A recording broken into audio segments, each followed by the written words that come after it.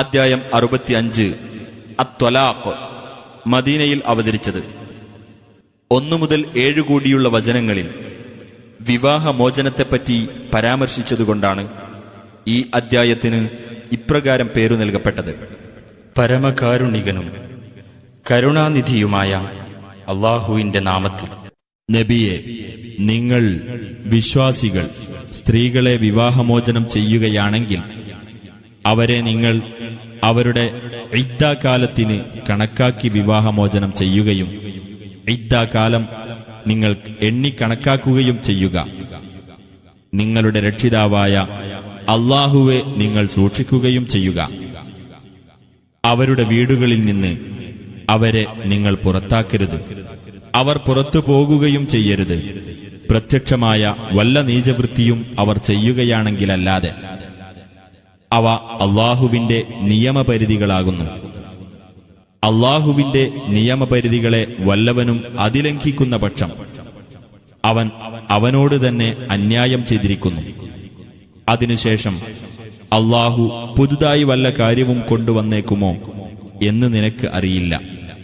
അങ്ങനെ ആ വിവാഹമുക്തകൾ അവരുടെ അവധിയിൽ എത്തുമ്പോൾ നിങ്ങൾ ന്യായമായ നിലയിൽ അവരെ പിടിച്ചു നിർത്തുകയോ ന്യായമായ നിലയിൽ അവരുമായി വേർപിരിയുകയോ ചെയ്യുക. നിങ്ങളിൽ നിന്നുള്ള 2 നീതിമാന്മാരെ നിങ്ങൾ സാക്ഷി നിർത്തുകയും അല്ലാഹുവിനു വേണ്ടി സാക്ഷ്യം നേരാംവണ്ണം നിലനിർത്തുകയും ചെയ്യുക. അല്ലാഹുവിലും അന്ത്യദിനത്തിലും വിശ്വസിച്ചുകൊണ്ടിരിക്കുന്നവർക്ക് ഉപദേശം നൽകപ്പെടുന്നതത്രേ അത്. അല്ലാഹുവെ വല്ലവനും സൂക്ഷിക്കുന്ന പക്ഷം അല്ലാഹു അവനൊരു പോംവഴി ഉണ്ടാക്കിക്കൊടുക്കുകയും അവൻ കണക്കാക്കാത്ത വിധത്തിൽ അവന് ഉപജീവനം നൽകുകയും ചെയ്യുന്നതാണ്. വല്ലവനും അല്ലാഹുവിൽ ഭരമേൽപ്പിക്കുന്ന പക്ഷം അവന് അല്ലാഹു തന്നെ മതിയാകുന്നതാണ്. തീർച്ചയായും അല്ലാഹു തന്റെ കാര്യം പ്രാപിക്കുന്നവനാകുന്നു. ഓരോ കാര്യത്തിനും അല്ലാഹു ഒരു ക്രമം ഏർപ്പെടുത്തിയിട്ടുണ്ട്.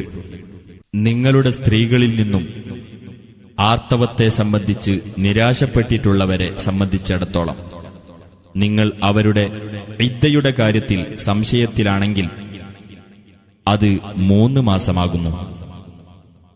ആർത്തവമുണ്ടായിട്ടില്ലാത്തവരുടേതും അങ്ങനെ തന്നെ. ഗർഭവതികളായ സ്ത്രീകളാകട്ടെ, അവരുടെ അവധി അവർ തങ്ങളുടെ ഗർഭം പ്രസവിക്കലാകുന്നു.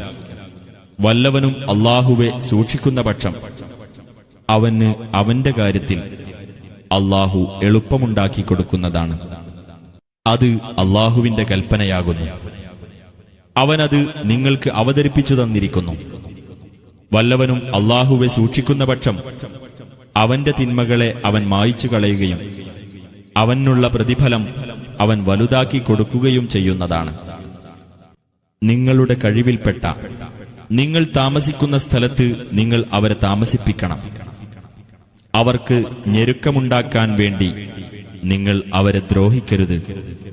അവർ ഗർഭിണികളാണെങ്കിൽ അവർ പ്രസവിക്കുന്നതുവരെ നിങ്ങൾ അവർക്ക് ചെലവ് കൊടുക്കുകയും ചെയ്യുക. ഇനി അവർ നിങ്ങൾക്കു വേണ്ടി കുഞ്ഞിന് മുല കൊടുക്കുന്ന പക്ഷം അവർക്കു നിങ്ങൾ അവരുടെ പ്രതിഫലം കൊടുക്കുക. നിങ്ങൾ തമ്മിൽ മര്യാദപ്രകാരം കൂടിയാലോചിക്കുകയും ചെയ്യുക. ഇനി നിങ്ങൾ ഇരുവിഭാഗത്തിനും ഞെരുക്കമാവുകയാണെങ്കിൽ അയാൾക്കു വേണ്ടി മറ്റൊരു സ്ത്രീ മുല കൊടുത്തുകൊള്ളട്ടെ. കഴിവുള്ളവൻ തന്റെ കഴിവിൽ നിന്ന് ചെലവിനു കൊടുക്കട്ടെ. വല്ലവനും തന്റെ ഉപജീവനം ഇടുങ്ങിയതായാൽ അല്ലാഹു അവനു കൊടുത്തതിൽ നിന്ന് അവൻ ചെലവിനു കൊടുക്കട്ടെ. ഒരാളോടും അല്ലാഹു അയാൾക്ക് കൊടുത്തതല്ലാതെ നൽകാൻ നിർബന്ധിക്കുകയില്ല. അല്ലാഹു ഞെരുക്കത്തിനു ശേഷം സൗകര്യം ഏർപ്പെടുത്തി കൊടുക്കുന്നതാണ്. എത്രയെത്ര രാജ്യക്കാർ അവരുടെ രക്ഷിതാവിന്റെയും അവന്റെ ദൂതന്മാരുടെയും കൽപ്പന വിട്ട് ധിക്കാരം പ്രവർത്തിച്ചിട്ടുണ്ട്. അതിനാൽ നാം അവരോട് കർക്കശമായ നിലയിൽ കണക്കു ചോദിക്കുകയും അവനെ നാം ഹീനമായ വിധത്തിൽ ശിക്ഷിക്കുകയും ചെയ്തു.